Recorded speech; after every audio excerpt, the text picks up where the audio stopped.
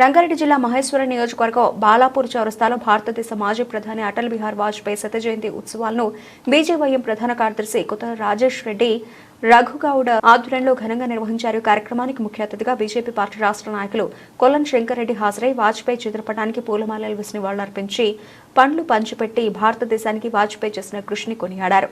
ఈ కార్యక్రమంలో కార్పొరేటర్లు ఎడ్ల మల్లేష్ ముదిరాజ్, అరుణ ప్రభాకర్ రెడ్డి, రవి నాయక్, లతశ్రీ, బీజేవైఎం నాయకులు విజయ్, నాగభూషణం, రవీందర్ గౌడ్, రమేష్, సైతులు తదితరులు పాల్గొన్నారు.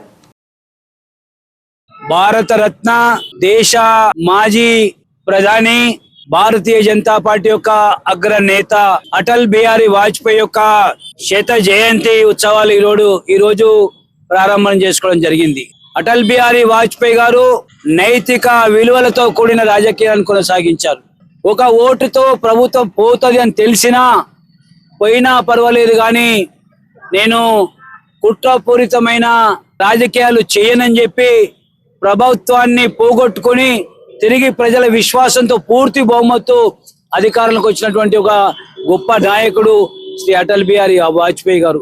అటల్ బిహారీ వాజ్పేయి గారు దేశం కోసం ప్రపంచంలో భారతదేశం ఏం తక్కువ కాదు, శక్తివంతమైన దేశమని రాజస్థాన్ పోఖ్రాన్లో అణుపరీక్షలు నిర్వహించి మన శక్తి సామర్థ్యాలను ప్రపంచానికి చాటి చెప్పడం జరిగింది.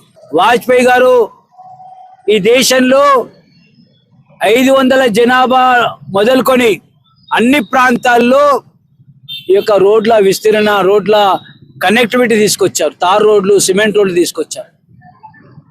మంచినీటి సౌకర్యాన్ని దేశ ప్రజలందరికీ అందించాలని తీసుకున్నారు.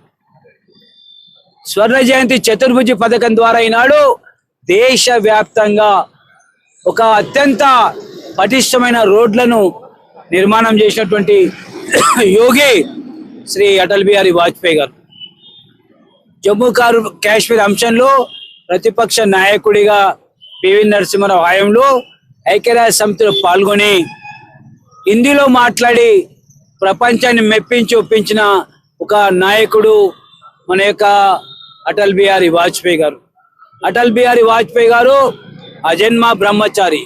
దేశ ప్రజల కోసం, దేశం కోసమే తన జీవితాన్ని అర్పితం చేసినటువంటి ఒక త్యాగశీలి, మార్గదర్శి అటల్ బిహారీ వాజ్పేయి గారు.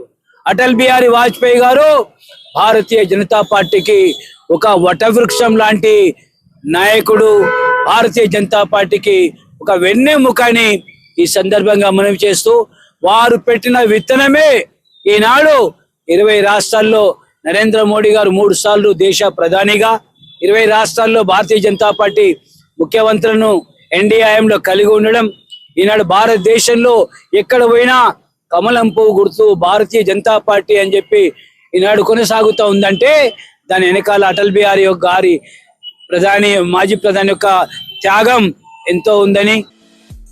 ఈ వీడియో మీకు నచ్చితే లైక్ చేయండి, షేర్ చేయండి, మా ఛానల్ ని సబ్స్క్రైబ్ చేయండి.